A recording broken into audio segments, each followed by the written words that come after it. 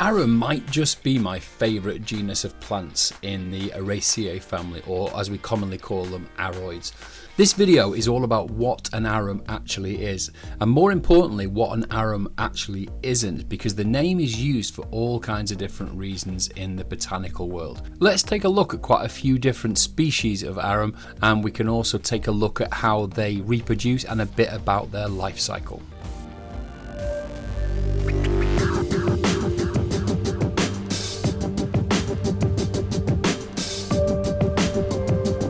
Arum is a genus of flowering plants in the family Araceae, and it's native to Europe, North Africa, and Western and Central Asia. You'll find it all across that entire region. The bulk of the species diversity is found in the Mediterranean. They are a type of aroid, which means, obviously, as I've said, they're in the Araceae family. And you sometimes see the word arum used to denote an entire Araceae family. So an example will be the Bible for us aroid lovers, or Aroids, the plants of the arum family. The clue's in the name, so the name is used to denote the entire Araceae family. And that book's by Deni Brown, and if you don't have it, it's hard to get, but well worth it. And if Deni Brown's Aroid book is the Bible for aroids overall, then the Genus Arum by Peter Boyce is the Bible for arum lovers.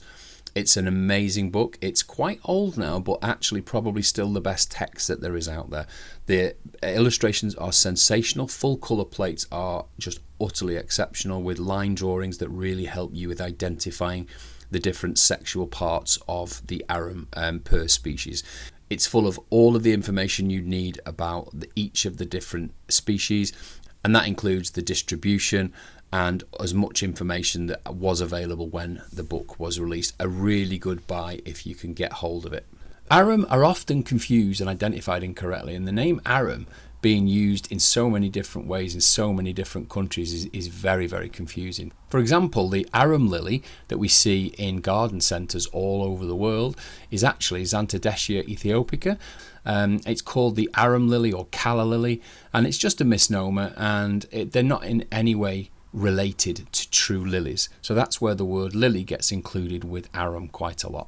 And even worse, there's Calla, which is actually a genus on its own, and there's only one plant in that genus called Calla palustris, and that's a marginal plant found in cooler regions of the northern hemisphere. I grow it in little tubs in the garden, all filled with water, or by you'll see them by ponds. Another amazing looking aroid that goes by the name dragon arum, that's actually Dracunculus vulgaris. I grow those for their large purple spathes that come out in early summer. The dragon arum has the same kind of inflorescence as all the other aroids that we'd see, so same sort of spathe and spadix arrangement, which is the cowl around the parts that are used for propagation. But they are in two completely different genera. The last one we'll look at is the Titan arum, or the Amorphophallus titanum. So again, arum in the name, and it's actually another genus, which is the Amorphophallus. It also goes by the name corpse flower because obviously it does stink like a rotting corpse, and it's actually a flowering plant, again in the Araceae family, so yet again an aroid, and it's the largest unbranched inflorescence in the world. It's the one that you'll see in botanical gardens when people are queuing up on the day that it actually opens its inflorescence.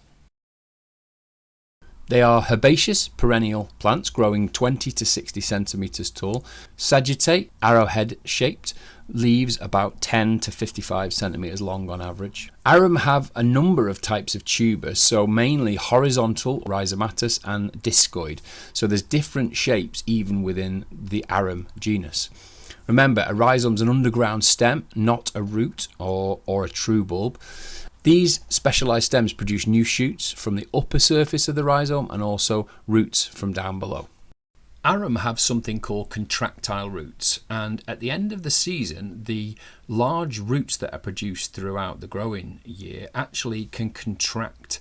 Now, they have an inner cortex, and the outer layer is almost like, imagine a sleeve of a jacket. So the inner cortex can expand and contract, and as it contracts, it bunches up the external parts, and it leaves it with this really wrinkled effect. The overall effect for the tuber is that it's pulled lower down into the ground, and that obviously helps in areas where there's freezing temperatures or where the soil is too dry. So being further down in the ground protects it in that way. Each season, as with the petioles, they come off, and so do the roots, and then the cycle will start again, and the next generation of roots can pull it further and further down. So it's a cycle that keeps leaving the tuber further down in the ground to a level that it's satisfied with, and then it remains there and spreads out laterally. The inflorescence or flowers appear in May for most species, with a few of them like Arum pictum flowering in autumn. Like most aroids, arum consists of a central club-like spadix appearing in front of and partially surrounded by a bract or modified leaf, and that's called a spathe. At the base of the spathe, there's an enclosed area called the spathe tube, and that's the bit that holds the reproductive parts. The spathe tube pretty much encloses all of the tiny flowers that encircle the base of the spadix. The fertile pistillate or female flowers are located at the very base of the spadix. Above them, there's often a ring of sterile female flowers called pistilodes. They're like little hairs. Higher up still, and separated slightly, are the pollen-releasing staminate flowers, or the male flowers. And at the top, just inside the tube, is an area of infertile staminode flowers that are basically downward pointing filaments that stretch out almost like fingers, and they nearly touch the neck of the spathe tube.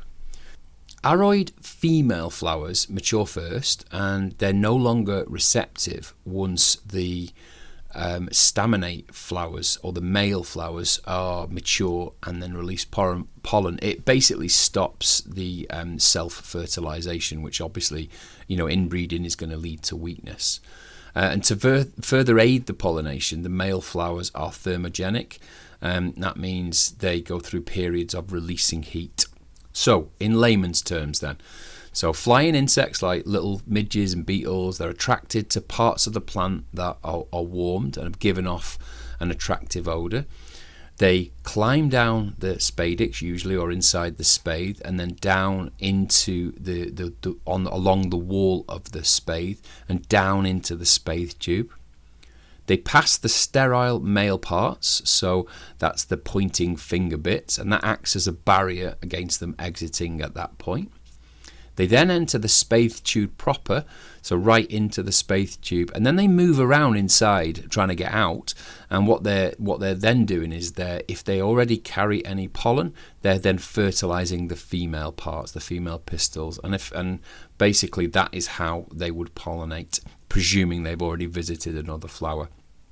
Now they're kept trapped in overnight for 24 hours, and the male staminate flowers then produce the pollen, and then the top staminate hairs will wilt, and that allows the insects to then leave and acquire pollen as they manage to escape, and then hopefully move on to the next plant in the cycle.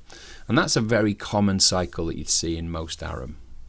Shortly after those spathe tubes fade and the whole flower fades, the fruit starts to develop. So the peduncle, or the thing that holds this flower stem up, or the inflorescence up, then just has left the berries or the fruit, and it proceeds to elongate, so it goes 6 to 12 inches long as an average, and then it's topped by this cluster of green berries that turn to red berries or red fruit. Then the tunic dries off, so that the outer wrapping of the spathe wilts off completely, and it's just left with the stalk and these bright red berries. And they then either fall over, and that then allows them to germinate down there and then start the next generation, or because they're bright red, obviously you'd think they would be attracted to they would attract birds that'll then disperse the seed that way. You must remember all parts of this plant are poisonous, so it has calcium oxalate in it, and trust me, as I've been involved in some of this, it's not nice if you ingest it. Some arum have a sweet scent when they're in bloom, and the genus generally has some of the real stinkers in the Aroid family. Some species produce a foul stench where they're in bloom, but thankfully it doesn't last long. It might explain why they're not the most popular of garden plants. The growth cycle for adult arum is to begin emerging at the end of summer, And they keep providing leaves all the way through the winter, so people like them for their winter green and how they provide a real nice green ground cover all through those, you know, the snow and the rain all the way through the winter, right into the spring. They're fully frost tolerant in most areas, and they can happily sit with snow over them and then come back absolutely fine.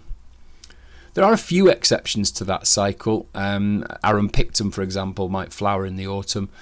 Here in the UK, we've got two common varieties. So we've got the Arum italicum and Arum maculatum, and they're very widely available across, you know, out in the wild. You can find them everywhere in the UK. They're widespread across the whole entire country. Growers are now offering a wide range of varieties of these plants. A lot of Arum italicum varieties are available now, and one or two of the Arum maculatum varieties now, like the Street Spectre, are quite commonly available. I'll list some of the growers that I buy from down below in the comments, and you can have a look to see if there's something you want to follow up on.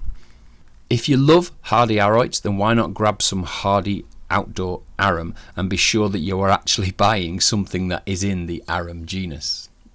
I really hope you're enjoying our videos, and if you are, please give us a thumbs up.